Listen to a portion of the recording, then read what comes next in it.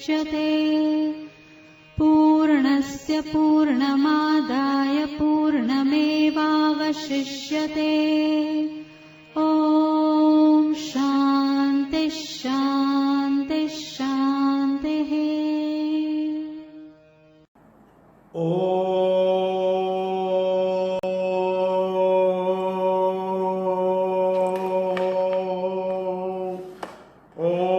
सहना भवतु सहनौ भुनक्तु सह वीर्यं करवावहै तेजस्विनावधीतमस्तु मा विद्विषावहै।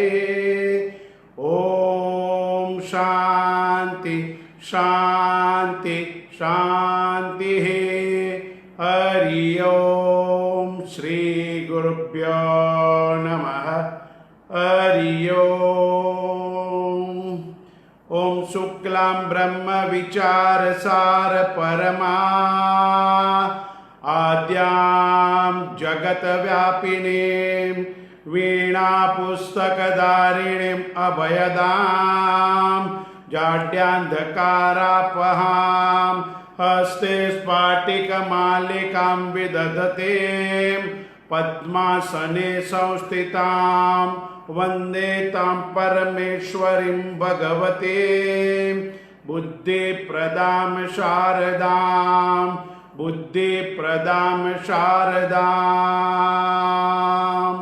ॐ नारायणाय नारायणं पद्मभवं वसिष्ठं शक्तिं च तत्पुत्रपराशरं च व्यासं सुखं गौडपदं महान्तं गोविन्दयोगीन्द्रमथास्य शिष्यं श्रीशङ्कराचार्यमथास्य पद्मपादं च हस्तामलकं च शिष्यं तं तोटकं वार्तिककारमन्यान् अस्मद्गुरुसन्ततमानतोऽस्मि।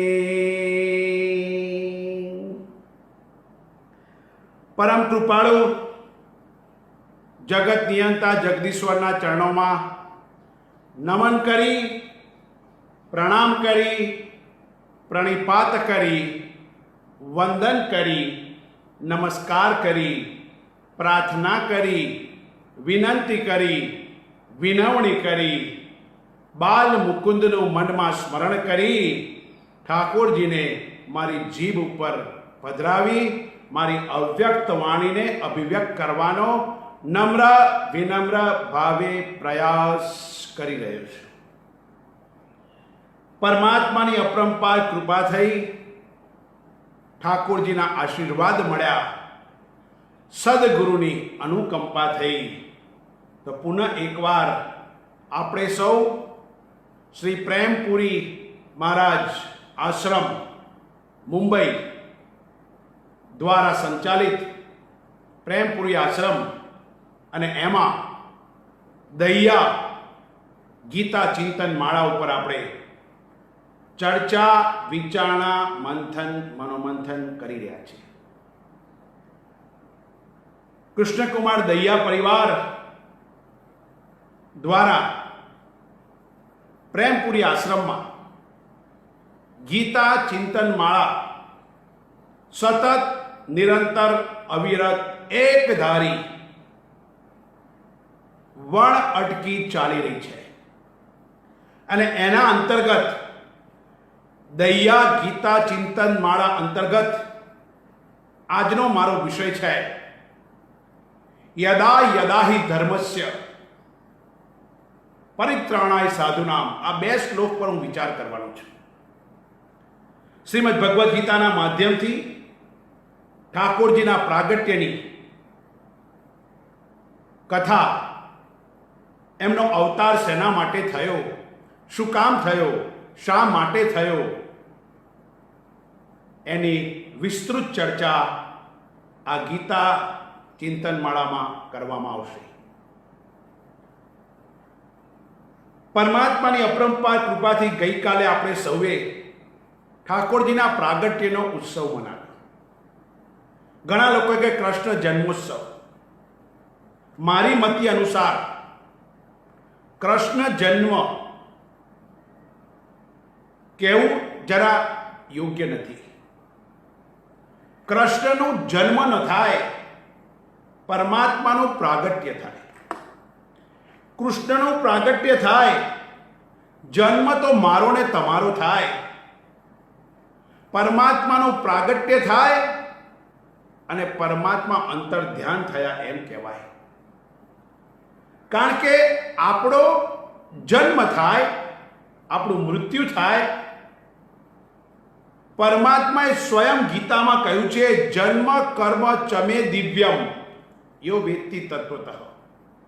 હે અર્જુન, મારા જન્મ, મારું પ્રાગટ્ય કોઈ વિશિષ્ટ પ્રયોજન માટે થાય છે. મારું પ્રાગટ્ય કોઈના કલ્યાણ માટે, શ્રેય માટે, વ્યક્તિઓના ઉત્થાન માટે, ભક્તોના રક્ષણ માટે, જ્ઞાનીના સંરક્ષણ માટે અને જ્ઞાનની સ્થાપના માટે થાય છે. મારું પ્રાગટ્ય અધર્મની નિવૃત્તિ માટે, અવિદ્યાના ધ્વંસ, વિધ્વંસ કે બાદ માટે, અહંકારના વિધ્વંસ માટે થાય છે. મારું પ્રાગટ્ય ગમે તે રીતે નથી થતું. મારું પ્રાગટ્ય વિશિષ્ટ હેતુ માટે, વિશિષ્ટ કારણ માટે, વિશિષ્ટ પ્રયોજન માટે થાય છે ને એટલા જ માટે આપણે આ બે શ્લોક પર વિચાર કરીશું. યદા યદા હિ ધર્મસ્ય કરીને વિચાર કરવાનો. પરમાત્માએ કહ્યું કે મારા જન્મ ને કર્મ દિવ્ય છે. હે અર્જુન, તારો જન્મ, આપણા સૌનો જન્મ વાસના તૃપ્તિ માટે, આપણી અધૂરી ઈચ્છાઓ, આકાંક્ષા, મહેચ્છા, મહત્વાકાંક્ષા, અભિલાષા એની પૂર્તિ માટે થાય છે. મારો ને તમારો જન્મ વાસનાની પૂર્તિ માટે થાય છે. અધૂરી ઈચ્છાઓ પૂર્ણ કરવા, ફૂલફિલ કરવા માટે કોઈ શરીર ધારણ કરવું પડે છે આપણે. જ્યારે પરમાત્માનું પ્રાગટ્ય કહેવાય. અને એટલા માટે કહું, ગઈકાલે કૃષ્ણના પ્રાગટ્યનો દિવસ હતો. અદ્ભુત રીતે પરમાત્માનું પ્રાગટ્ય કેમ થાય, અવતાર શું કામ, અવતાર કોને કહેવાય, એની ઉપર આપણે ચર્ચા વિચારણા કરીશું. આપણને સૌને ખબર છે, પરમાત્માનું, કૃષ્ણ પરમાત્માનું પ્રાગટ્ય એટલા માટે થયું, પૃથ્વી ઉપર દૈત્યોનો ભાર વધ્યો, અધર્મની વૃદ્ધિ થઈ, પાપાચાર, અનાચાર, દુરાચાર વધવા લાગ્યા. કંસ અને એના સાથીઓ દ્વારા અનેક અધર્મની પ્રવૃત્તિ, અનેક સજ્જનોને, સંતોને, જ્ઞાનીઓને રંજાડવાની પ્રવૃત્તિ થતી હતી.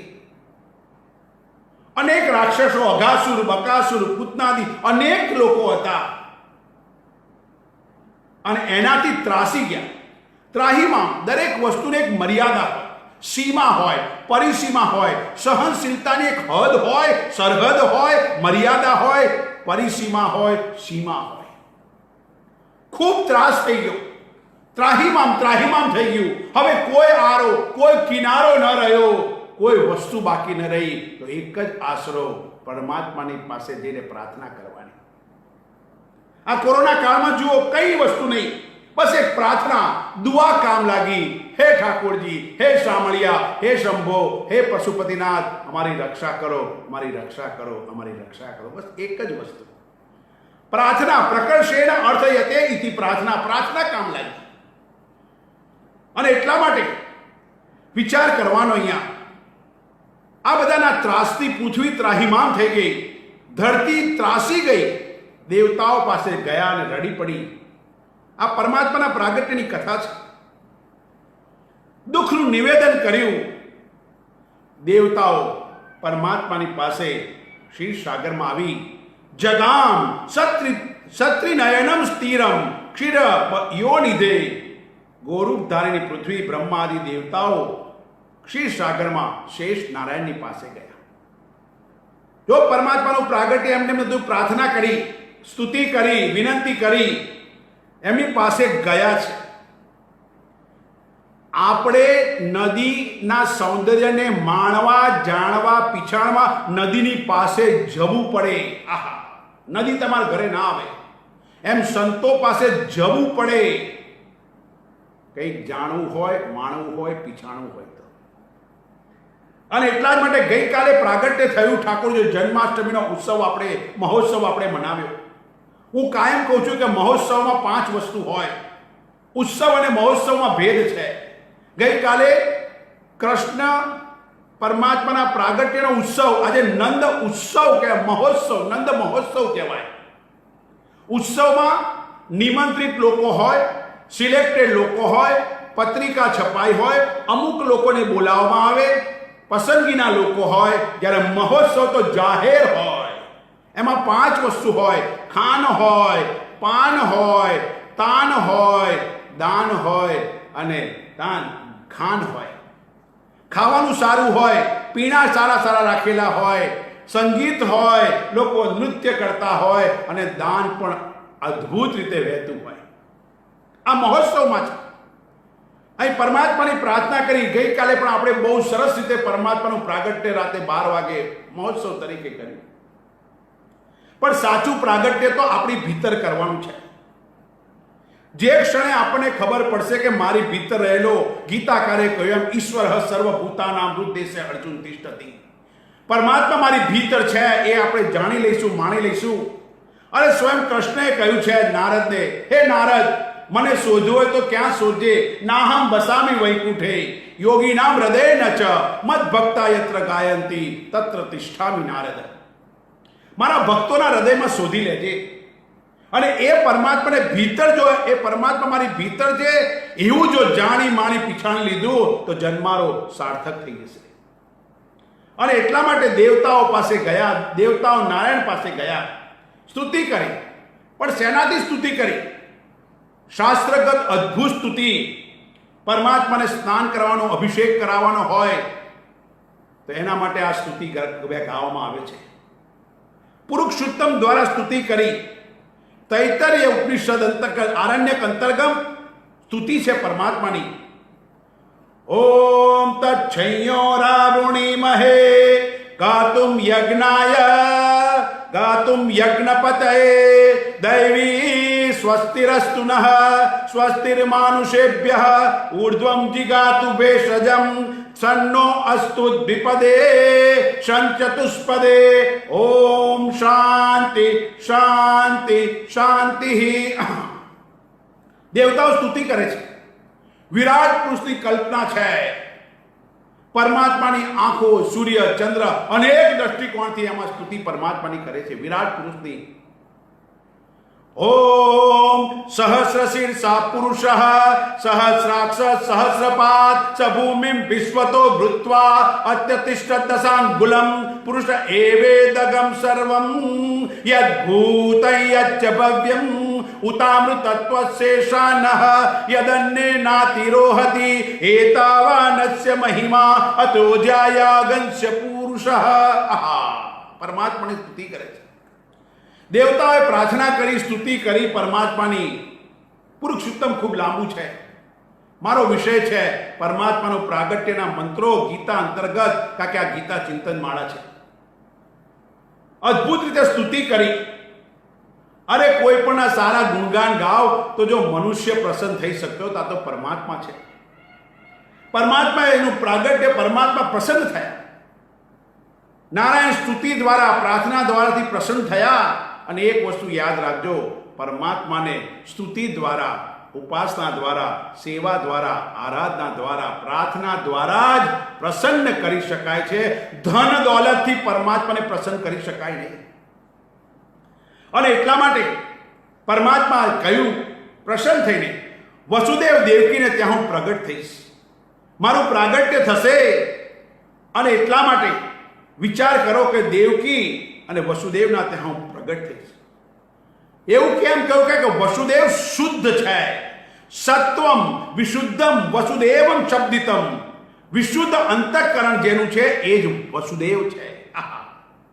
અને દેવકી જે પરમાત્માની જન્મદાત્રી, એના માટે શાસ્ત્ર કહે છે દેવકી બ્રહ્મ વિદ્યાસાયા દૈવે રૂપ ગીયતે. કૃષ્ણ ઉપનિષદમાં કહ્યું છે દેવતાઓએ જેનું ગાન કર્યું એ બ્રહ્મ વિદ્યા, એ દેવકી છે. પરમાત્મા ગમે તેની કુખે પ્રગટ ન થાય. વસુદેવ શુદ્ધ અંતઃકરણ, એટલે જ કહે છે ને કે પરમાત્માને જાણવા માટે અંતઃકરણ શુદ્ધ જોઈએ. કામ, ક્રોધ, લોભ, મોહ, વેર ઝેર આદિનો ત્યાગ કરી શુદ્ધ અંતઃકરણ હોય. જેમ તમારા ઘરમાં અરીસો છે, દર્પણ છે, દર્પણ જેટલું શુદ્ધ હશે આપણું પ્રતિબિંબ મુખનું શુદ્ધ દેખાશે, સ્વચ્છ દેખાશે. એટલે પરમાત્માને જાણવો માણવો પીછે તો અંતઃકરણ શુદ્ધ જોઈએ. અને વસુદેવ એટલે વિશુદ્ધ અંતઃકરણ. અને દેવતાઓ જેનું ગાન કરે છે બ્રહ્મ વિદ્યા એ દેવકી માં છે.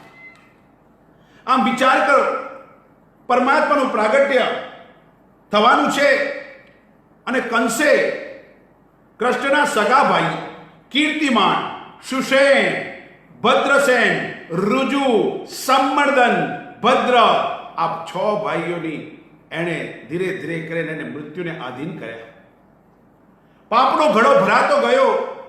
7મો ગર્ભ બલરામજી અને 8મો ગર્ભ યોગ માયાનો આશરો લીધો છે પરમાત્માએ.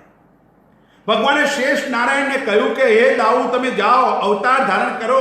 રામા અવતારમાં લક્ષ્મણ બની સેવા કરી, હવે મોટા ભાઈ બની અને સેવા સ્વીકાર કરો. 7મો ગર્ભ માયા દ્વારા રોહિણીના ઉદરમાં મૂક્યો અને એને દેવકીને ગર્ભ રહ્યો જ નથી એવું કહ્યું એટલે બલરામજીનું પ્રાગટ્ય થયું. વિચાર કરવાનો, આવું થયું. 8મો ગર્ભ આકાશવાણીમાં કહ્યું હતું કે હે કંસ, તારો દેવકીનો 8મો ગર્ભ તારો ધ્વંસ કે વિધ્વંસ કરશે. પરમાત્માની કૃપાથી દેવકી માતા પણ પ્રાર્થના કરે છે, વસુદેવ પ્રાર્થના કરે છે, દેવો પ્રાર્થના કરે છે. અને એ દિવસે વિચાર કરવાનો, પરમાત્માની પ્રાર્થના કરે છે સત્યવ્રત સત્ય પરમ ત્રિસત્યમ સત્યસ્ય યોનિ નિહિતમ ચ સત્યે સત્યસ્ય સત્યમૃત સત્ય નેત્રમ સત્યાત્મકમ ત્વામ શરણમ પ્રપન્ના. હે પરમાત્મા, આપ સત્ય સંકલ્પવાળા છો, સત્ય વડે જ પ્રાપ્ત થનારા છો. સૃષ્ટિ પહેલા, સૃષ્ટિમાં અને પ્રલય પછી એમ ત્રણેય કાળમાં સત્ય છો. માટે જ ભાગવતનો પહેલો શ્લોક કહ્યું સચ્ચિદાનંદ રૂપાય વિશ્વ ઉત્પત્તિ હેતવે ત્રાપત્રય વિનાશાય શ્રી કૃષ્ણમ વયમ નમો. જે સચ્ચિદાનંદ સ્વરૂપ છે. પૃથ્વી, જળ, તેજ, વાયુ ને આકાશે પંચ મહાભૂતને ઉત્પન્ન કરનારા છો. એમાં રહેનારા અને એનો નાશ થયા પછી પણ અવશેષ રહો છો. શુભ વાણી સમદ્રષ્ટિને સમદ્રષ્ટિને દરેક જગ્યાએ કરનારા છો. આ પ્રમાણે સર્વ રીતે સત્ય સ્વરૂપ છો. અમે આપના શરણે આવ્યા છીએ. આ પ્રાર્થના કરે છે દેવકી માતા. વિચાર કરો. અને એ જ વખતે પરમાત્માએ પ્રાર્થના સ્વીકારી. વસુદેવ દેવકી જાગે છે. આનંદ દુદુભી વસુદેવનું એક નામ છે. ભગવાન અપી વિશ્વાત્મા ભક્તા નામ ભયંકર આ વિશે વેશાંશ ભાગેન મન આનક દુધુંભે. ભગવાન વાસુદેવના મનમાં આવ્યા છે. વસુદેવ તેજસ્વી થયા, દેવકીના મનમાં આવ્યા, માનસી દીક્ષા આપી છે બંનેને. વિચાર કરો, મંગળ સમય આવ્યો પરમાત્માના પ્રાગટ્ય. કારણ કે મારે તમને અવતાર યદા યદાઈ ધર્મસ્ય સમજાવો હોય તો આ પૃષ્ઠભૂમિકા બાંધવી જરૂરી છે. મંગલ સમય આવ્યો. અથ સર્વ ગુણોપેત કાલ પરમ શોભન. ચંદ્રમાં રોહિણી નક્ષત્રમાં પ્રવેશ કરે છે. જો પરમાત્માના પ્રાગટ્યમાં બધું સ્વરૂપ ગોઠવાઈ જાય. રોહિણી નક્ષત્રમાં પ્રવેશ કરો. ગ્રહો, નક્ષત્રો, તારાઓ શાંત થયા છે, સૌમ્ય થયા. દિશાઓ શુદ્ધ થઈ, સ્વચ્છ થઈ ગઈ છે. આકાશ નિર્મળ થયું, નદીઓ શુદ્ધ થઈ, સરોવરમાં પુષ્પ ખીલ્યા, ભમરાનું ગુંજન થયું, શીતળ મંદ મંદ વાયુ વાવા લાગ્યો છે, સ્વર્ગમાં દુદુંબી વાગે, દેવતાએ પુષ્પવૃષ્ટિ શરૂ કરી, દિશાઓ સ્વચ્છ થઈ, મંગલ પ્રસંગ આવ્યો છે. ગંધર્વો, ચારણો, સિદ્ધો સ્તુતિ કરે છે પરમાત્માની. શ્રાવણ માસના કૃષ્ણ પક્ષની અષ્ટમીની રાત્રિએ અંધકાર ગાઢ થવા લાગ્યો છે. દેવકી વસુદેવની ભક્તિ પરમ સીમાએ, ચરમ સીમાએ, પરાકાષ્ઠાએ પહોંચી છે. નિશ્ચિત કાળ અર્થાત બરોબર મધ્યરાત્રિનો સમય થયો છે. રામજીનું પ્રાગટ્ય રામનવમીના દિવસે બપોરે 12 વાગે અને કૃષ્ણ પરમાત્માનું પ્રાગટ્ય રાત્રે 12 વાગે. બંને 12 વાગ્યા શું કામ પસંદ કર્યા? શંકા થવી જોઈએ. રામજીનું પ્રાગટ્ય બપોરે 12 વાગે એટલા માટે બપોરે 12 વાગે પ્રવૃત્તિ ઉપર નિયંત્રણ માટે બપોરે 12 વાગે ગમે તે થાય પ્રવૃત્તિ નિયંત્રણ કરી પ્રસાદ કે ભોજન આરોગી લેવું જોઈએ. પ્રવૃત્તિના નિયંત્રણ માટે બપોરે 12 વાગે મર્યાદાની વાત કરી અને કૃષ્ણ પરમાત્મા રાતે 12 વાગે કામનો આવે કામનાના ધ્વંસ કે વિધ્વંસ માટે પરમાત્માનું પ્રાગટ્ય રાત્રે થયું. આમ નિશ્ચિત કાળ બરાબર મધ્યરાત્રિનો સમય થયો. તે સમય પૂર્ણ પુરુષોત્તમ 16 કળાએ ખીલતા ચંદ્રમાની જેમ અચાનક દિવ્ય પ્રકાશ થયો અને પરમાત્મા ચતુર્ભુજ સ્વરૂપ દેવકીના ગર્ભમાં પ્રગટ થયા છે. ચારે તરફ પ્રકાશ રેલાઈ રહ્યો. દેવકી વસુદેવ પરમાત્માને વંદન કર્યા. આમ વિચાર કરવાનો અદ્ભુત રીતે પરમાત્માનું પ્રાગટ્ય થયું. પરમાત્માની સ્તુતિ કરતા કહે છે ચારે બાજુ પ્રકાશ પડ્યો. શંખ ચક્ર ગદા પદ્મધારી ચતુર્ભુજ નારાયણના દર્શન થયા. એમના નેત્ર કમળ સમાન છે. અંગ મેઘના જેવું શ્યામ છે. ચાર બાહુ શરીર પર શ્રી વત્સનું ચિહ્ન છે. કંઠમાં કૌસ્તુભ મણિ લટકે છે. અંગ પર પીળા વસ્ત્રો ધારણ કર્યા છે. આમ વિચાર કરો પરમાત્માની કૃપાથી પરમાત્માએ દેવકી અને વસુદેવને પહેલા દર્શન આપ્યા. દેવકી કહે છે પ્રભુ આપના દર્શન થઈ ગયા. હવે બાળક બનો તો હું તમને વહાલ કરું. માતાની ઈચ્છા પૂર્ણ કરવા લાલો બાળ સ્વરૂપે ધારણ કર્યું. દેવકીના ખોળામાં જગતનો નાથ જગન્નાથ રમી રહ્યો છે અને આવી રીતે પરમાત્માનું પ્રાગટ્ય થયું છે. વિચાર કરવાનો કે પરમાત્માનું પ્રાગટ્ય થયું. ગઈકાલે આપણા સૌના હૃદયમાં આનંદના હિલોળા આનંદનો મહાસાગર હતો. નંદ ઘેર આનંદ ભયો જય કનૈયા લાલ કી. દરેક વ્યક્તિ પરમાત્માના રંગે રંગાઈ ચૂક્યો હતો. અદ્ભુત રીતે દરેક વ્યક્તિ પોતપોતાનું દુઃખ હોય, વિઘ્ન હોય, સંકટ હોય, સમસ્યા, મૂંઝવણ હોય, મુશ્કેલી હોય બધું ભૂલી નંદ ઘેર આનંદ ભયો જય કનૈયા લાલ કી એમાં આમ ઓતપ્રોત થઈ ગયો હતો. આનંદનો હિલોળા હતા હૃદયની અંદર. કારણ કે પરમાત્માનું પ્રાગટ્ય છે યાર. અને એ બી મારો વાલો જેના પ્રાગટ્યમાં 2 મહાન ગ્રંથ સમાજને મળ્યા. એક શ્રીમદ ભગવદ્ ગીતા 700 શ્લોક અને બીજું શ્રીમદ ભાગવત મહાપુરાણ 18,000 મંત્ર. આમ વિચાર કરવાનો પરમાત્માનું પ્રાગટ્ય થયું. હવે આપણને શંકા થાય કે અવતારો શું કામ થાય? અવતાર શેના માટે થાય? અવતાર કેમ થયો પરમાત્માનો? શેના માટે થયો? અવતારો અનેક છે. સમજો અવતારી એક છે. દાગીના અનેક છે. સોનું એક છે. ઘડો આદિ ઈંટ કોડિયા ઘડો અનેક છે. માટી એક છે. વસ્ત્રો અનેક છે. એનું કારણ રૂ એક છે. તરંગ ફીણ મોજા પરપોટા અનેક છે. પાણી એક છે.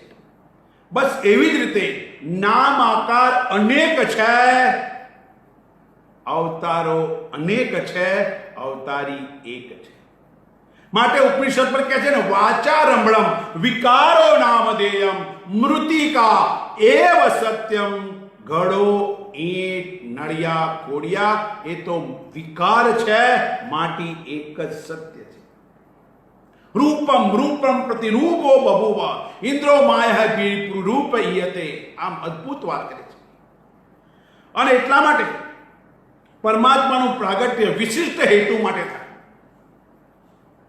પરમાત્માનું પ્રાગટ્ય એટલે અવતાર શેના માટે? અવતાર શબ્દના ઘણા અર્થ છે. સામાન્ય અર્થ અવતારનો સામાન્ય અર્થ નીચે ઉતરવું. અવતારમાં ઉપરથી નીચે ઉતરવાનો અર્થ છે. અવતાર શબ્દ સંસ્કૃતમાં અવતરણિકા ઉપરથી આવ્યો છે. અર્થાત નિસરણી, સીડી, પગથિયા. બીજા અવતાર શબ્દના અનેક અર્થ છે.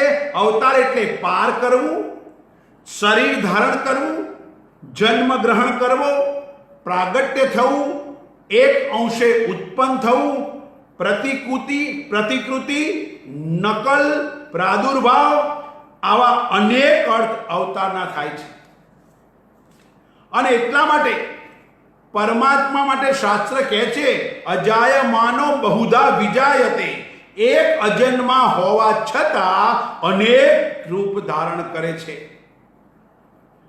અવતાર અર્થાત અવતારઃ ઉપાદેહે અવસ્તારો જવનિકા. પાતાંજલિ અષ્ટાધ્યાય કહે છે અવતાર એટલે કૂવામાં ઉતરવું એવો અર્થ થાય છે.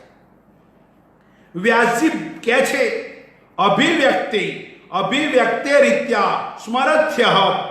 વ્યાસજી કહે છે શાસ્ત્ર દ્રષ્ટ્યા તુપદેશો વામદેવવત.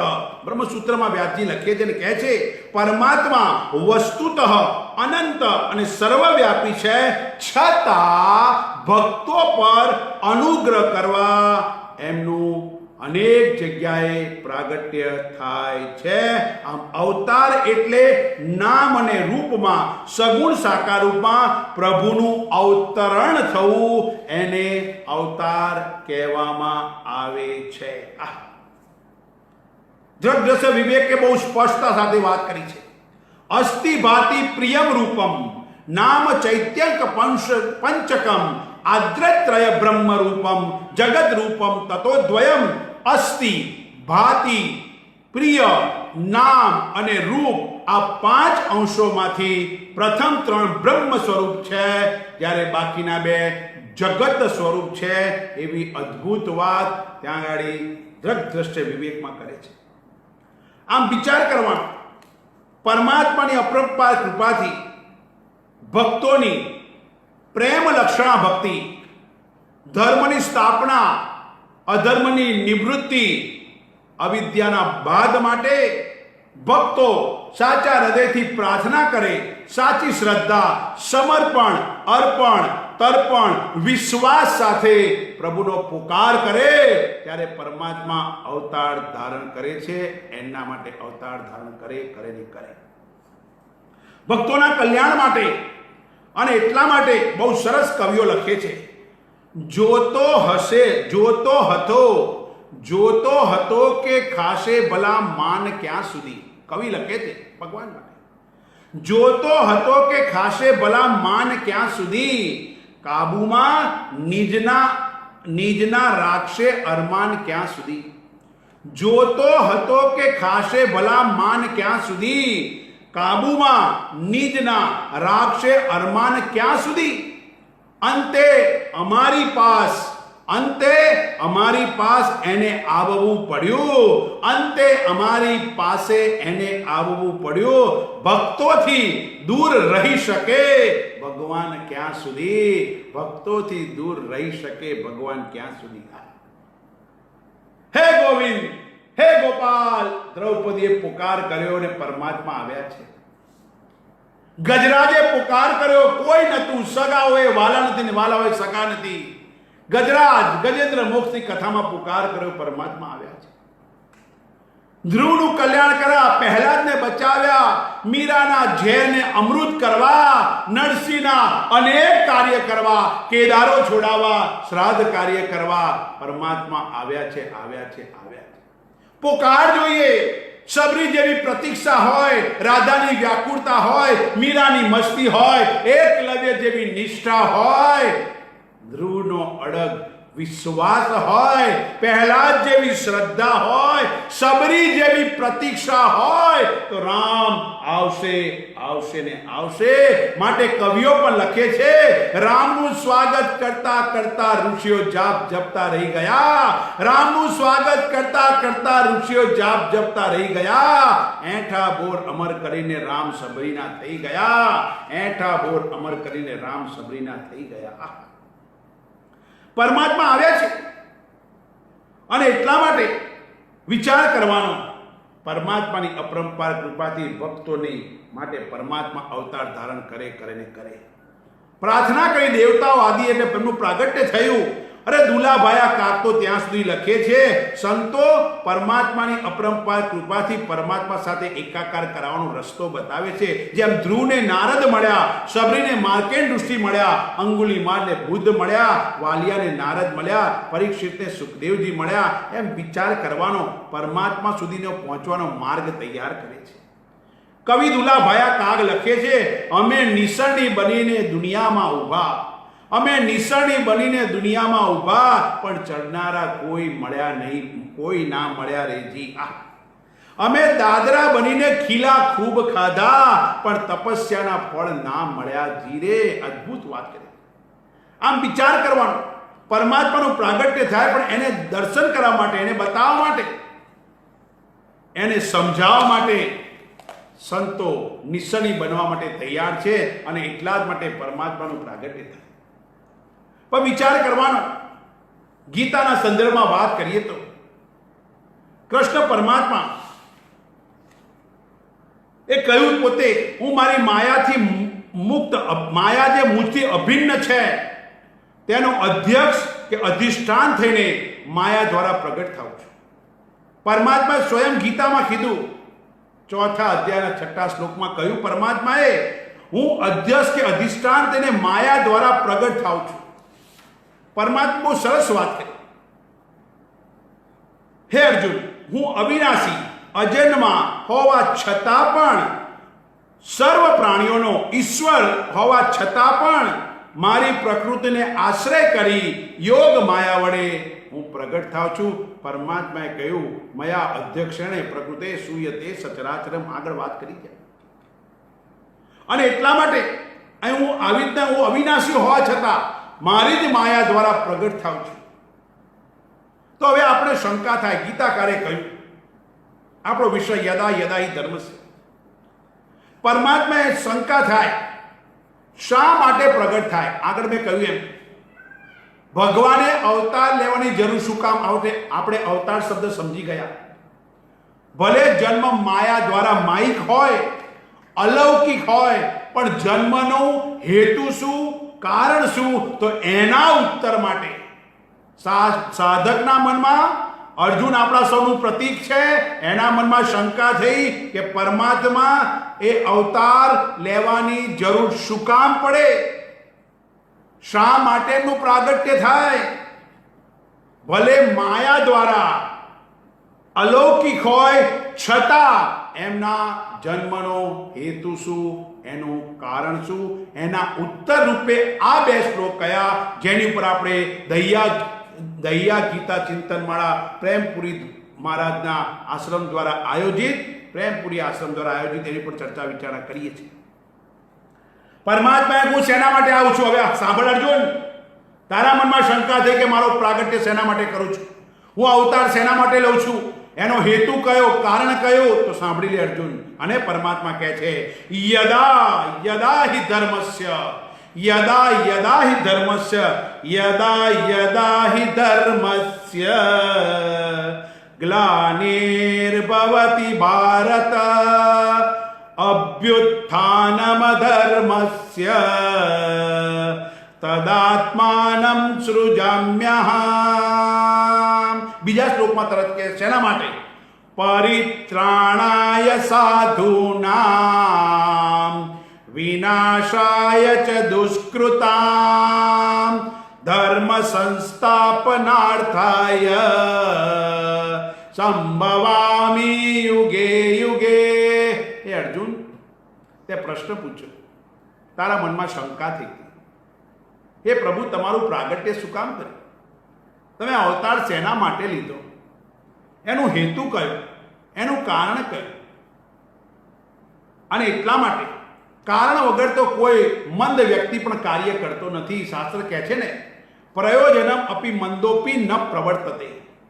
પ્રયોજન વગર, હેતુ વગર, કારણ વગર મંદ બુદ્ધિવાળો પણ કોઈ કાર્ય કરતો નથી. તો એ ઠાકોરજી, આપ તો જ્ઞાની છો, કૃષ્ણમ વંદે જગદગુરુ છો. આપે ગીતાનો સંદેશ દ્વારા મોક્ષ કે મુક્તિનો સંદેશ આપ્યો છે. આપનો જન્મ બંધનમાં થયો, જેલમાં થયો, અને આપે સંદેશ મુક્તિનો આપ્યો છે. હે મારા વાલા ઠાકોરજી, તમે શું કામ અવતાર ધારણ કર્યો?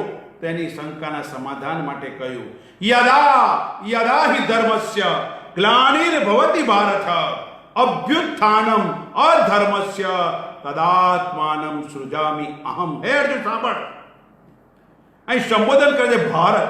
હે ભારત, યદા જ્યારે ધર્મસ્ય ધર્મની ગ્લાનિ હાનિ, નુકસાન, ધર્મની હાનિ થશે, નુકસાન થશે, અને અધર્મસ્ય, અધર્મની વૃદ્ધિ થશે, અધર્મની વૃદ્ધિ થશે, વૃદ્ધિર્ભવતી, અધર્મસ્ય, અધર્મની અભ્યુત્થાનમ વૃદ્ધિ ભવતી, વૃદ્ધિ થશે, તદાહ ત્યારે, હિ અહમ હું, આત્માનમ મારા સ્વરૂપને, સૃજામી પ્રગટ કરું છું. બહુ સરસ વાત કરી છે. હે ભારત, જ્યારે ધર્મની હાનિ થશે અને અધર્મની વૃદ્ધિ થાય છે, ત્યારે હું મારા અજન્મા સ્વરૂપને, અવિનાશી સ્વરૂપને સૃજામી પ્રગટ કરું છું. આહા, અદ્ભુત. યદા યદા કહીને ભગવાને બધી શંકાનું સમાધાન કરી નાખ્યું. કેટલી શંકાઓ, પરમાત્મા ક્યારે અવતાર ધારણ કરશે, કેટલા વર્ષે આવશે, ક્યાં જન્મ લેશે, આવો કોઈ પૂર્વ નિશ્ચિત નિયમ નથી. પરમાત્માએ કીધું યદા યદા, જ્યારે જ્યારે, કોઈ નક્કી સમય નથી કહ્યો, હું ત્યારે જ આવીશ, આ સમયે જ આવીશ, કોઈ વાત નથી કરી. અહીંયા સ્પષ્ટ વાત કરે છે ગીતાકાર.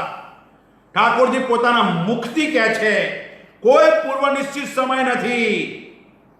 સ્પષ્ટતા માટે કહું, યદા યદા શરત મૂકવામાં, જ્યારે જ્યારે અધર્મની વૃદ્ધિ થશે અને ધર્મની હાનિ થશે, ત્યારે હું આવીશ, આવીશ, આવીશ. અધર્મનો નાશ કરવા માટે હું આવીશ.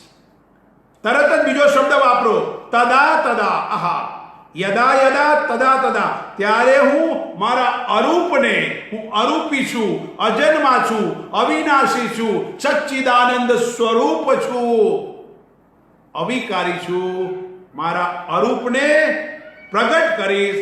આમ વિચાર કરવાનો પરમાત્માએ પોતે શરત રાખી છે, અને પરમાત્માએ પોતે જ કહ્યું હોય પછી હું કહું હું આવી રહ્યો છું, કૃષ્ણ આ રહાય. અલા, ક્યાંથી વાત થાય યાર, ભગવાનની વાત તો વિચાર કરો યાર. પરમાત્માએ ચોખ્ખું કહ્યું છે જ્યારે જ્યારે, યદા યદા, ત્યારે જ હું આવીશ, આવીશ, આવીશ. બહુ સ્પષ્ટ સમજાવે છે. આટલી જ વાતમાં પરમાત્માએ ઘણું કહી દીધું છે. અને એટલા માટે ભ્રાંતિથી મુક્ત થવાનું કે પરમાત્મા આવશે, પરમાત્મા આ વખતમાં, પરમાત્મા, અલા, પરમાત્મા કહે છે બધા હક મારે આધીન છે. મારે જ્યારે આવશે હું જોઈશ અધર્મ વધી રહ્યો છે, પાપાચાર, દુરાચાર, અનાચાર વધી રહ્યો, ત્યારે હું આવીશ, મારા અપ્રગટ સ્વરૂપને પ્રગટ કરવાનો પ્રયાસ કરીશ. આહા, અદ્ભુત વાત કરે છે. મારું પ્રયોજન છે. અને એટલા જ માટે પરમાત્માએ કહ્યું ને, મેં આગળ કહ્યું, વિશિષ્ટ પ્રયોજન માટે આવશે, સ્પેસિફિક હેતુ માટે આવશે. ગમે ત્યારે નહીં, એક કારણ, સોલિડ કારણ હોય ત્યારે પરમાત્મા આવશે.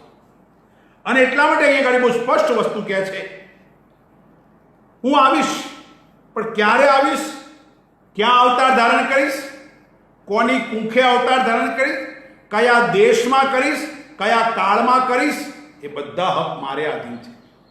મને લાગશે ત્યારે હું આવીશ, તમે કહેશો ત્યારે નહીં. તમે ગમે એવી ભ્રાંતિ ફેલાવો, હું આવી રહ્યો છું, આવી રહ્યો છે, કૃષ્ણ આ રાય, એમ નહીં. હું નક્કી કરીશ મારે ક્યારે આવું છે. ઠાકોરજીની વાણી છે, પરમાત્માની વાણી છે. અદ્ભુત વાત કરે છે, ચોખ્ખી વાત કરી, કોઈ સંકુચિત અર્થની વાત નથી કરી, વિસ્તૃત અર્થની વાત કરી. જ્યારે જ્યારે ધર્મની હાનિ થશે અને અધર્મની વૃદ્ધિ થશે, ત્યારે હું આવીશ. ગીતાનો સંદેશ છે. અને એટલા માટે વિચાર કરવાનો, પરમાત્માના પ્રાગટ્ય માટે અવતારવાદ રીતે મુક્ત મનથી વિચાર કરવાનો. પરમાત્માને કોઈ એક કેડીમાં કેદ કરી શકાય તેમ નથી. પૂર્ણ પુરુષોત્તમ છે. રામજી મર્યાદા પુરુષોત્તમ, પરમાત્મા પૂર્ણ પુરુષોત્તમ, કોઈ બાજુથી પકડાય નહીં. તમે એક વર્તુળ દોડો, અહીંથી શરૂઆત કરો, ગોળ વર્તુળ થયું, આમ ગોળાકાર આકાર દોર્યો, સાહેબ વિચાર કરો એ ક્યાંથી શરૂ થયું ખબર નથી. પરમાત્મા કોઈ બાજુથી પકડાય નહીં. માટે વિચાર કરો, રામને મર્યાદા પુરુષોત્તમ કયા? રામજીનું પ્રાગટ્ય નોમના દિવસે, રામનવમી, તમે જુઓ, રામજીએ મર્યાદાનું ઉલ્લંઘન કર્યું નથી. 9 દિવસ નોમ પસંદ કરી, રામ નવમી પસંદ કરી. 9 દુની 18, 8 ને 1 9, 9 તરી 27, 7 ને 2 9, 9 ચોક 36, 6 ને 3 9, 9 પંચા 45. આમ વિચાર કરો, 4 ને 5 9, 9 9 81, 8 ને 1 9, 9 દા 99. એટલે રામજીએ મર્યાદાનું ઉલ્લંઘન કર્યું નથી, 9 ની મર્યાદા રાખી. અને જ્યારે કૃષ્ણ પરમાત્મા જુઓ સાહેબ, પૂર્ણ પુરુષોત્તમ છે, ક્યાંયથી પકડાય નહીં. એમનો જન્મ 8મના દિવસે થયો. વિચાર કરો, અને 8મના દિવસે થયો હોય તો વિચાર કરવાનો, 8નો ગુણાકાર કરો. 8 દુની 16, 6 ને 1 7, 1 ઘટે, 8 તરી 24, 4 ને 2 6, 2 ઘટે. એને ક્યાંયથી પકડી શકાય નહીં. એટલા માટે કૃષ્ણ પરમાત્મા પૂર્ણ પુરુષોત્તમ છે. મર્યાદામાં કોઈ કેડીમાં બંધાય તેમ નથી. પરમાત્મા અદ્ભુત રીતે, અને એટલા માટે પરમાત્માને કોઈ પણ જાતની કેડીમાં કેદ કરી શકાય તેમ નથી. પરમાત્મા તો માત્ર એમણે કહ્યું છે, હું આવીશ યદા યદા હિ ધર્મસ્ય, જ્યારે જ્યારે વિચાર કરવાનો, ધર્મની હાનિ થશે, ભક્તોને હેરાન કરશે, ત્યારે ત્યારે અવતાર ધારણ કરીશ કરીશ કરીશ. અધર્મના નાશ માટે અને ધર્મની રક્ષા માટે અવતાર ધારણ કરીશ કરીશ કરીશ. પછી ગમે તે ભૂમિ હોય બ્રહ્માંડમાં, ગમે તે જગ્યા હોય, ગમે તે દેશ હોય, ગમે તે સમય હોય, મને યોગ્ય લાગશે ત્યારે હું આવીશ. કારણ કે પરમાત્માને કોઈ બંધન નથી, કોઈ સીમા નથી, કોઈ મર્યાદા નથી, કોઈ પરિસીમા નથી. એ તો નિરંતર મુક્ત છે, સદા સર્વદા મુક્ત છે. અને એટલા માટે એ કહે છે, એને મર્યાદા. ધારો કે હું મને શરીર છે માનું, તો હું અત્યારે અહીંયા બેઠો છું, મારા અહીંયા બેઠો છું, તો હું અહીંયા છું, તો અન્ય જગ્યાએ નથી. મારા શરીરનો જન્મ અમુક વર્ષ પૂર્વે થયો તો અત્યારે દેખાય છે અને પછી રહેવાવાળું નથી. માટે ઉપનિષદોએ કહ્યું, આદાવંતે ચ યન્નાત્રી વર્તમાનેપી તથા, જે વચ્ચે વચ્ચે દેખાય કદી સત્ય હોતું નથી. કારણ કે સત્ય તો ત્રિકાલા અબાધિત છે. હું નહોતો ત્યારે પણ સત્ય હતું, હું છું ત્યારે પણ સત્ય છે, અને હું નહીં હોઉં ત્યારે પણ સત્ય છે. માટે ગીતાકારે ચોખ્ખું કહ્યું. શું કહ્યું? ના સતો વિદ્યતે ભાવ, ના ભાવો વિદ્યતે સતઃ. સતનો કદી અભાવ નથી અને અસતનો કદી ભાવ નથી. ત્રિકાલા અબાધિત છે. માટે ઉપનિષદોએ ગર્જનાને ઘોષણા સાથે કહ્યું. શું કહ્યું ઉપનિષદોએ? સદૈવ સૌમ્ય ઇદમ અગ્ર આસીત, એકમ એવ અદ્વિતીય બ્રહ્મ. પરમાત્મા એક અને અદ્વિતીય છે. સદૈવ સૌમ્ય, સૌથી પહેલો પરમાત્મા છે, સત વસ્તુ છે, એણે કહ્યું છે. અને એટલા જ માટે પરમાત્માએ અદ્ભુત વાત કરી. સદૈવ સૌમ્ય ઇદમ અગ્ર આસીત, એકમ એવ અદ્વિતીય બ્રહ્મ. 15મા અધ્યાયમાં કહ્યું, ઊર્ધ્વ મૂળ અધ શાખમ, સૌથી ઊંચું, સૌથી સૂક્ષ્મ, સૌથી પહેલું જે મૂળ છે, તત્વ છે, સત્વ છે, એ પરમાત્માને કોઈ દિવસ દેશ કાળમાં બાંધી શકાય નહીં. માટે કહ્યું છે, મારું મન થશે ત્યારે હું આવીશ. મને લાગશે કે મારે અવતાર ધારણ કરો છે ત્યારે હું આવીશ. અને એટલા જ માટે સર્વનું કારણ શું? હું કાળનો પણ કાળ છું. વિશ્વાસમાં દ્વાત પવતે વિશ્વ દેતી સૂર્ય, વિશ્વાસમાં દગ્નિશ્ચેન્દ્ર છે, મૃત્યુ ધાવતી પંચમિતિ. ઉપનિષદોએ વાત કરી. પરમાત્માના જ ભયથી પવન, વાયુ, જળ, અગ્નિ આદિ સર્વ કંઈ કાર્ય કરે છે. વિશ્વાસમાં દ્વાત પવતે. અરે મૃત્યુ પણ દોડમ દોડ કરે છે, એ કાળનો પણ કાળ છે. સૌનું કારણ છે. માટે સદૈવ સૌમ્ય કહ્યું. અને માટે તૈત્તરીય ઉપનિષદ ઘોષણા ઘટના સાથે કહે છે, એ તસ્માદાત્મન આકાશ સંભૂત, આકાશાત વાયો, વાયોર અગ્નિ, અગ્નેર આપઃ, અદ્ભ્ય પૃથ્વી, પૃથિવ્યામ ઔષધય, ઔષધિભ્યોન્નમ અન્નાત પુરુષ. આહા, થિયરી ઓફ ક્રિએશન. સૌથી પહેલો પરમાત્મા, એમાંથી આકાશ, વાયુ, જળ, તેજ, પૃથ્વી, અને એમાં અનાજ થયું. પૃથ્વીમાં અનાજ આપણે ખાધું, એમાંથી લોહી બન્યું, લોહીમાંથી વીર્ય, અને એમાંથી સંસારની સૃષ્ટિની શરૂઆત. પરમાત્મા કહે, હું આ બધાનું કારણ છું. પ્રકૃતિ મારે આધીન છે. અને એટલા માટે કહે છે કે યદા યદા, જ્યારે જ્યારે ધર્મની હાનિ થશે અને અધર્મની વૃદ્ધિ થશે ત્યારે ત્યારે હું આવીશ આવીશ આવીશ. હે ભારત, તારા મનમાં શંકા હતી કે શું કામ જન્મ લે, અવતાર ક્યારે થાય, પ્રગટ શું કામ થઉં છું? તો કે અધર્મની સ્થાપના માટે અને અધર્મની વૃદ્ધિમાં, અધર્મના નાશ માટે. અને આગળ કે છે, પરમાત્માએ કહ્યું કે મને બાંધતા નહીં, હું મર્યાદિત નથી, હું ક્યારે આવીશ, કયા સમયે આવીશ, મેં કંઈ કોઈને ટેલિફોન કરીને કહ્યું નથી. હું આવીશ આવીશ આવીશ, પણ હું મારી રીતે આવીશ, મને જ્યારે નક્કી કરવા દો. અને પરમાત્મા પોતે નક્કી કરે છે. અને એટલા માટે ઈશ્વરને નથી દેશનું બંધન, નથી કાળનું બંધન, નથી કોઈ સીમા, કોઈ પરિસીમા, નથી કોઈ મર્યાદા. એ તો પોતાની મરજીથી કહ્યું કે આવીશ આવીશ આવીશ. પરમાત્મા તરફ લઈ જાય, પરમ શ્રેય તરફ લઈ જાય, કલ્યાણ તરફ લઈ જાય, ઉત્થાન તરફ લઈ જાય, એ ધર્મ છે. એની રક્ષા માટે જો પરમાત્મા નહીં અવતાર ધારણ કરે તો ક્યારે કરશે? વિચાર કરવાનો. ધર્મ કેટલો પરમ શ્રેય તરફ, સત્ય તરફ, પરમાત્મા તરફ, કલ્યાણ તરફ એ નિત્ય ધર્મ છે. અને માટે જ પરમાત્માએ 18મા અધ્યાયમાં ઘોષણા ગર્જના સાથે કહ્યું, સર્વ ધર્માન પરિત્યજ્ય મામ એકમ શરણમ પ્રજ અહમ ત્વામ સર્વ પાપેભ્ય મોક્ષ ઈચ્છામિ મા શુચ. હે અર્જુન, તમામ ધર્મો, શરીરના ધર્મો, ઠંડી ગરમી, જન્મ મૃત્યુ, જરા વ્યાધિ, એને છોડી દે. શરીરના ધર્મો છોડી દે, મનના ધર્મો, રાગ દ્વેષ કામ ક્રોધ લોભ મોહ આદિ એ ધર્મો છોડી દે. શરીરના ધર્મો, મનના ધર્મો, અરે ઇન્દ્રિયોના ધર્મો, હું ખૂબ સારું જોઉં છું, હું ખૂબ સારું સાંભળું છું, હું મને ઓછું દેખાય છે, મને કાને ઓછું સંભળાય છે, ઇન્દ્રિયોના ધર્મો છે. ભૂખ તરસ પ્રાણના ધર્મો છે. આ બધું છોડી દે અર્જુન. બુદ્ધિના ધર્મો, હું ભણેલો છું, હું વિદ્વાન છું, હું અભણ છું, મને આને માન આપ્યું, મારું અપમાન કર્યું, આ બુદ્ધિના ધર્મો છે, એને છોડી. આ તમામ ધર્મો છોડીને સર્વ ધર્માન પરિત્યજ્ય તારા પોતાના સ્વરૂપના શરણે જા. આહા, ગીતાકારે અદ્ભુત વાત કરીને એટલા માટે કહે છે, જે પરમ શ્રેય તરફ લઈ જાય, નિત્ય છે, એની રક્ષા માટે જો પરમાત્મા અવતાર ધારણ નહીં કરે તો ક્યારે અવતાર ધારણ કરશે?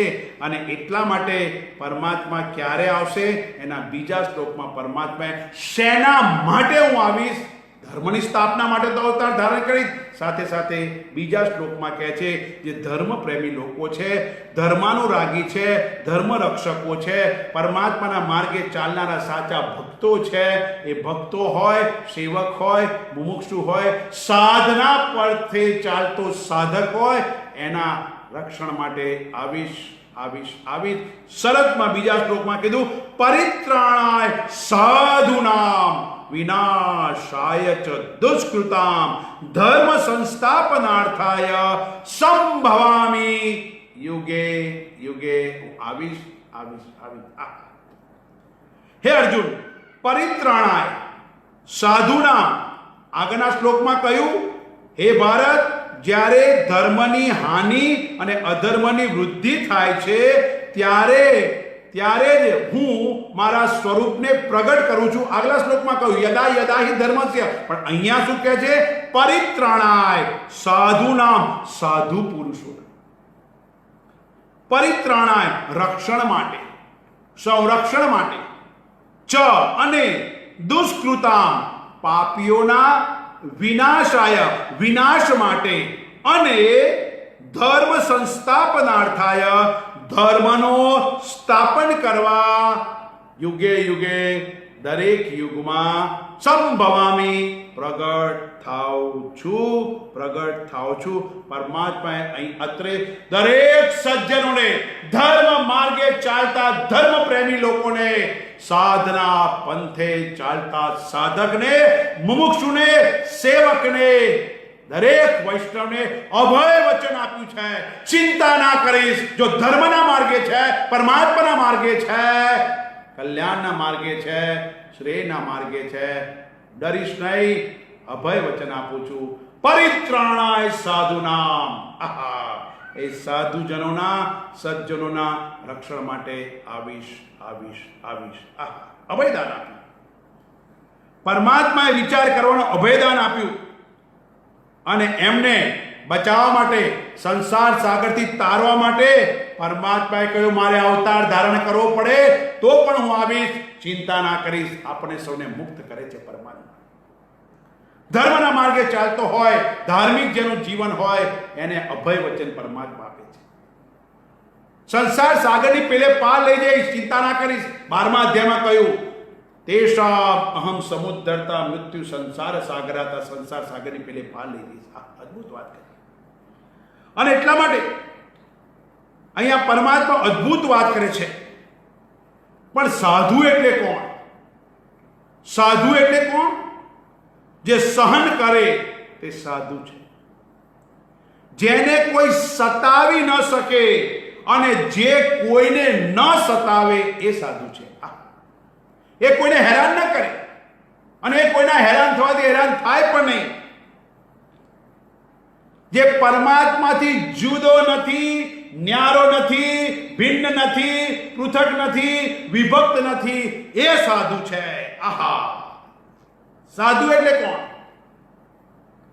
જે કોઈનાથી ડરે નહીં અને એનાથી કોઈ ડરે નહીં, એ કોઈથી ડરે નહીં, એ સાધુ છે. અને એટલા માટે અહીંયા પરમાત્મા કહે છે સાધુ એટલે કોણ? સજ્જન છે, જે સત્યના માર્ગે ફના થવા નીકળી ચૂક્યો છે, પોતાના ધર્મનું પાલન કરે છે. ગીતા કરે કોયમ સ્વધર્મે નિધનમ શ્રેય પરધર્મો ભયાવહ, અન્યના માર્ગે નહીં, પોતાના ધર્મનું પાલન કરતો કરતો જીવન જીવતો એ સાધુ છે, સજ્જન છે. સ્વધર્માનું આચરણ કરતા કરતા શહીદ થાય એ સાધુ છે.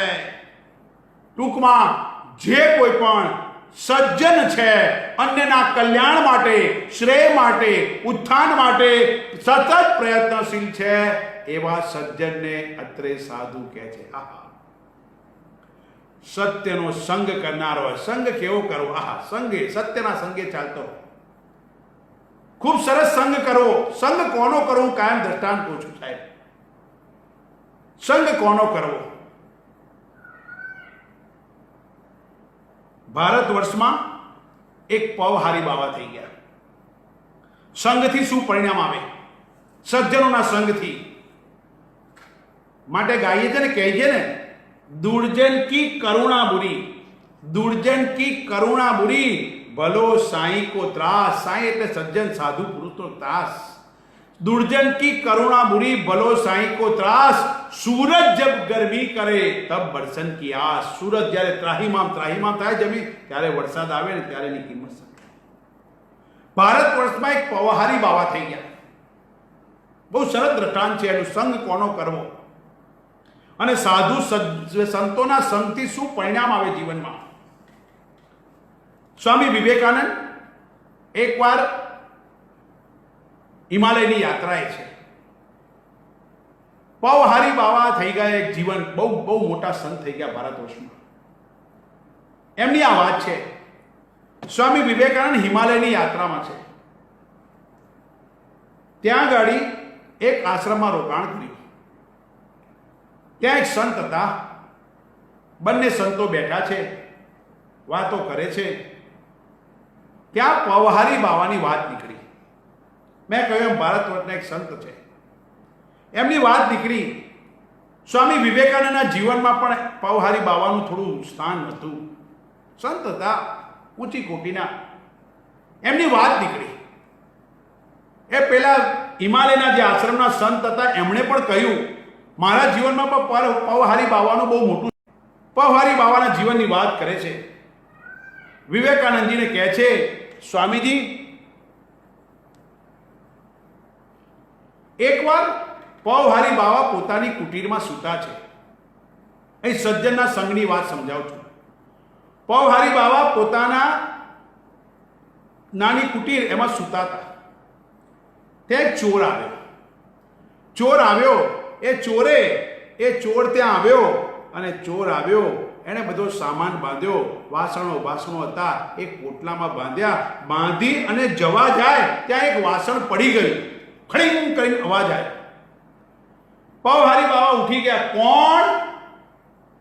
પેલો ચોર પોટલું મૂકીને નાઠીએ. એને એમ કે માલિક ઉઠી ગયા, માર પડશે. પોટલું મૂકીને ભાગ્યો ફેંકીને. પવહારી બાવાને ખબર પડી ગઈ કે કોઈ ચોર આવ્યો છે.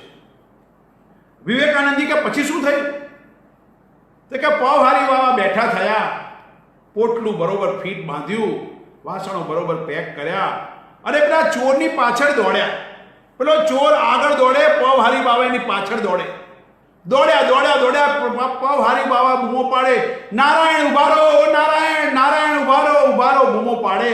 પેલો ચોર ભાગતો કે એને પકડે, એને એમ કહ્યું કે આ મારશે મને. આવી રીતના થોડે દૂર ગયા, પવહારી બાવા બધાને નારાયણ નારાયણ, કોઈને પણ નારાયણ કે આવ નારાયણ એમ કહેતા.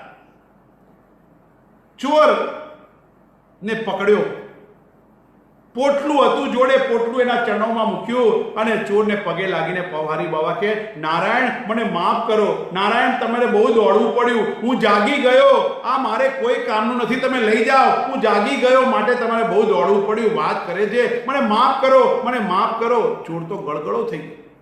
અત્યાર સુધી લોકોએ માર્યો જ તો એને, ચોર ગળગળો થઈ ગયો કે ના મહારાજ, અરે ના નારાયણ લઈ જાઓ, મને પાપ લાગે, હું જાગી ગયો, મને માફ કરો, તમારે બહુ દોડવું પડ્યું, રડવા લાગ્યો. પવહારી બાવા એના ચોરને પગે લાગીને કહે છે લઈ જાઓ. સ્વામી વિવેકાનંદજી પેલા સંતને પૂછે છે કે પવહારી બાવાનું જીવન ચરિત્ર આખું વાંચ્યું છે, એમાં આ વાત મને ખબર નથી, તમને ક્યાંથી ખબર છે? ત્યારે પેલા ચોરે કહ્યું એ જે પવહારી બાવાના આશ્રમમાં ચોરી કરવા ગયો હતો એ ચોર બીજો કોઈ નહીં, હું જ છું. આમ વિચાર કરો, પવહારી બાવાના સંગથી ચોરનું પણ હૃદય પરિવર્તન થઈ ગયું. આમ વિચાર કરો, સંગ કોનો કરવો ને આપણે નક્કી કરવું પડે. સત્યના માર્ગે લઈ જાય એ સજ્જન છે, પરમાત્માનું દર્શન કરાવે તે સત્ય છે, સત્યના માર્ગે ફના થવા તૈયાર થાય એ સાચો સજ્જન છે, પોતાના ધર્મનું પાલન કરે તે સાચો સજ્જન છે. અને એવા સજ્જનોના રક્ષણ માટે હું આવીશ. અને એટલે જ કહે છે ને, સંત હોય ત્યાં વસંત આવે. વ્યક્તિત્વ મિટાવી અસ્તિત્વ પ્રદાન કરે એ સાચો સંત છે. અને એટલા માટે એવા સજ્જનોના રક્ષણ માટે આવીશ. પરમાત્માએ જો સજ્જનોની રક્ષા માટે રક્ષણની જવાબદારી લીધી હોય તો વિચાર કરવાનો. પરમાત્માએ અદ્ભુત કીધું, હું સજ્જનોની રક્ષા માટે આવીશ. માટે કહે છે પરિત્રાણાય સાધુનામ, આગળ કહે છે વિનાશાય ચ દુષ્કૃતામ.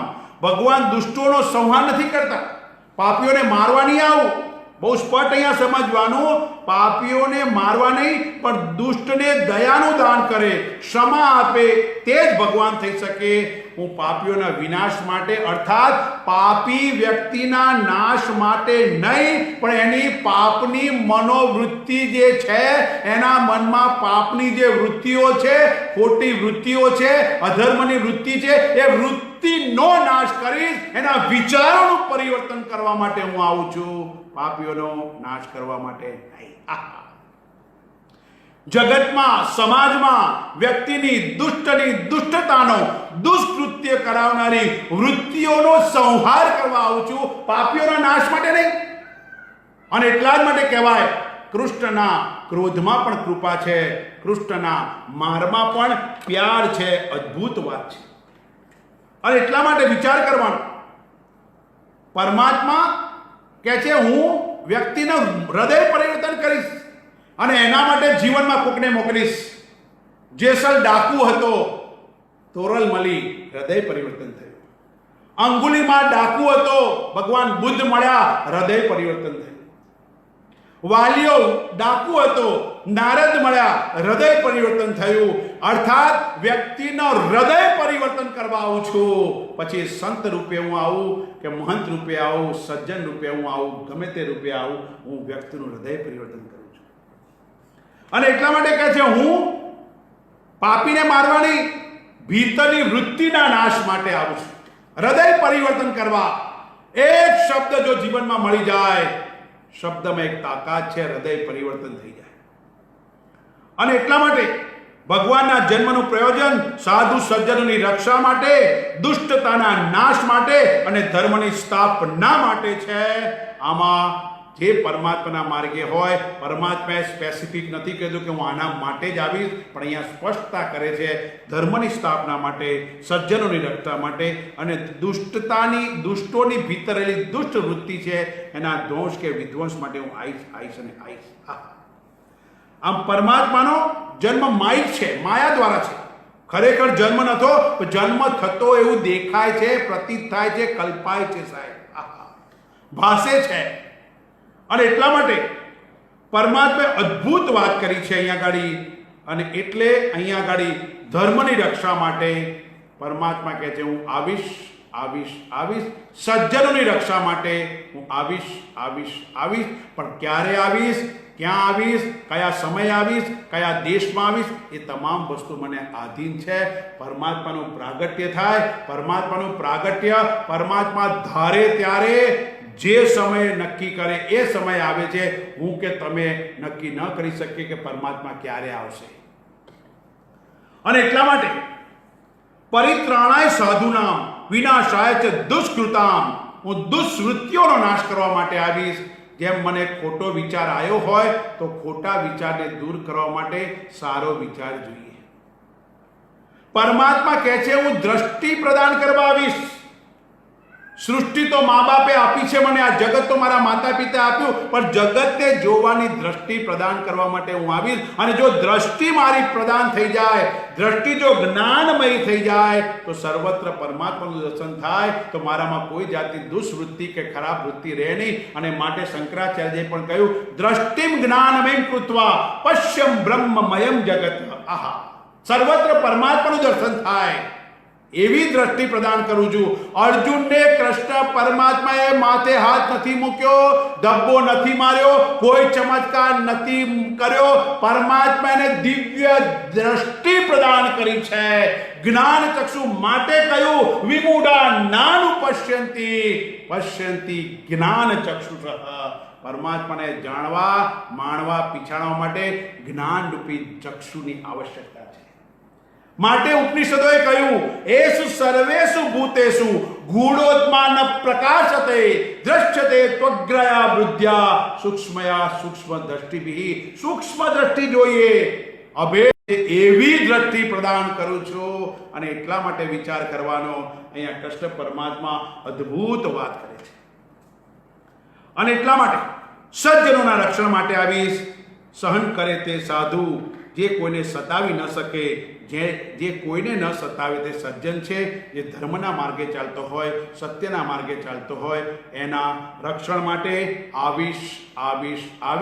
પરમાત્માએ આપણે ખૂબ સરસ રીતે આજે પરમાત્માના પ્રાગટ્યની કથા પણ શ્રવણ કરી, અવતાર શબ્દ પણ સમજ્યો, અને પરમાત્માનો અવતાર શેના માટે થાય છે એની પણ આપણે બહુ સ્પષ્ટ સમજ લીધી. આપણે શું નસીબદાર છીએ ને પરમાત્માનું જુઓ તો પ્રાગટ્ય થયું છે. એ દિવસ પૂર્વે ગઈકાલે પ્રાગટ્ય થયું. હું તો પરમાત્માને એક જ પ્રાર્થના કરું, હે ઠાકોરજી અમને પણ એવી દ્રષ્ટિ પ્રદાન કર. આંખ ઉઘડે ત્યારે ઉઠ્યા કહેવાય, દ્રષ્ટિ ઉઘડે ત્યારે જાગ્યા કહેવાય. અમને પણ દ્રષ્ટિ પ્રદાન કર. કલાપી લખે છે જ્યાં જ્યાં નજર મારી ઠરે યાદી ભરી છે આપની. કલાપીએ પોતાની પ્રિયતમા માટે લખ્યું, પણ વિચાર કરો પરમાત્માની દ્રષ્ટિ સર્વત્ર થાય. બહેનો પણ ગાય છે હરિ તારા નામ છે, હજાર કિયા નામે લખવી કંકોત્રી. સર્વત્ર પરમાત્માનું દર્શન કહે છે. નરસિંહ પણ કહે છે અખિલ બ્રહ્માંડમાં એક તું શ્રી હરિ જુજવે રૂપે અનંત ભાસે. તારા અનેક રૂપે ભાસે છે, ખરેખર તો તું એક જ છે. હે પરમાત્મા રંગ અવધૂત બાપજીએ લખ્યું, ભર્યું જ્યાં ત્યાં પ્રભુ તારું અનુપમ રૂપ હે અવધૂત. એવી દ્રષ્ટિ પ્રદાન કર કે સર્વત્ર તારું દર્શન કરી શકે. હે પરમાત્મા અમને એવી દ્રષ્ટિ પ્રદાન કર કે અમે સર્વત્ર તારું દર્શન કરી શકીએ. તું આચ્છાદિત થઈ ગયો છે. ઈશા વાસ્ય ઇદમ સર્વમ યત કિંચિત જગત્યામ જગત. તું આચ્છાદન થઈ ગયો છે. હે પરમાત્મા અમને એવી દ્રષ્ટિ પ્રદાન કર કે તારું સર્વત્ર તારું દર્શન કરી શકીએ. હે પરમાત્મા તારા પ્રાગટ્યની કથા અમે જોઈ. તમારું પ્રાગટ્ય થાય, જન્મ મારો થાય, પરમાત્મા આપનું પ્રાગટ્ય થાય, આપ અંતર ધ્યાન થાવ. અને આપે તો અભય વચન આપ્યું છે. ગીતામાં કેટલા અભય વચન આપ્યા. નમે ભક્ત પ્રણશ્યતિ, મારા ભક્તનો વિનાશ થતો નથી. પરમાત્મા આપે તો ત્યાં સુધી કહ્યું અનન્ય ચિંતયંતો મામે જનાહ પર્યુપાસતે તેષામ નિત્યાભિયુક્તાનામ યોગક્ષેમ વહામિહમ. તારા યોગ અને ક્ષેમનું વહન હું કરું છું. આ અદ્ભુત વચન. પણ અનન્ય ભાવે અભેદ ભાવે પરમાત્માનું દર્શન કરનારો હોય એ સાધુ છે ને એવા સજ્જનના રક્ષણ માટે આવીશ. અને એટલા જ માટે કૃષ્ણ પરમાત્માએ કીધું યદા યદા હિ ધર્મસ્ય ગ્લાનિર્ભવતિ ભારત અભ્યુત્થાનમ અધર્મસ્ય તદાત્માનમ સૃજામિ અહમ પરિત્રાણાય સાધુનામ વિનાશાય ચ દુષ્કૃતામ ધર્મ સંસ્થાપનાર્થાય સંભવામિ યુગે યુગે. પછી દ્વાપર યુગ હોય, સતયુગ હોય, ત્રેતા હોય કે કલિયુગ હોય, હું ગમે તે યુગમાં પ્રગટ થઈ. બધા હક મારે અધીન છે. મારે ક્યાં, કોને ત્યાં, કોને મા બાપ બનાવવા, કયા દેશમાં આવવું, કયા કાળમાં આવવું, કયા સમયે આવવું, એ બધું હું નક્કી કરીશ. આવી પરમાત્મા આપણને સૌને સાચી સમજ આપે છે. આમ વિચાર કરવાનો.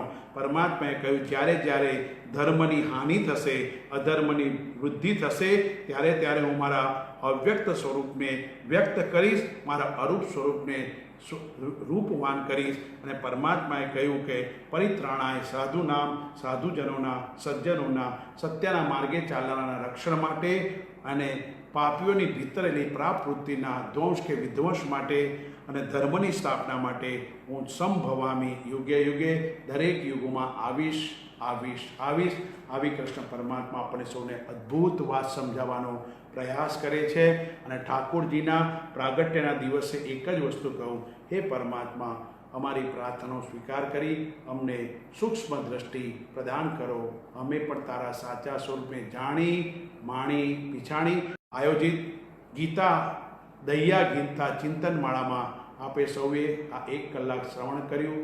ખૂબ સરસ પરમાત્માનું પ્રાગટ્ય થયું. અને એના પ્રાગટ્યમાં અવતાર કોને કહેવાય, શેના માટે, શું કામ, શું મેળવવા પ્રાગટ્ય થયું, એનો સચોટ વિચાર કરી અને પરમાત્માની કૃપાથી ઠાકોરજી પાસેથી લીધેલી વાણી ઠાકોરજીના ચરણોમાં પુનઃ સમર્પિત કરી મારી વાણીને વિરામ આપું છું. ઓમ પૂર્ણમદ પૂર્ણમિદમ પૂર્ણાત પૂર્ણમુદચ્યતે પૂર્ણસ્ય પૂર્ણમાદાય પૂર્ણમેવાવશિષ્યતે. ઓમ શાંતિ શાંતિ શાંતિ. હરિ ઓમ. શ્રી ગુરુભ્યો નમઃ. હરિ ઓમ.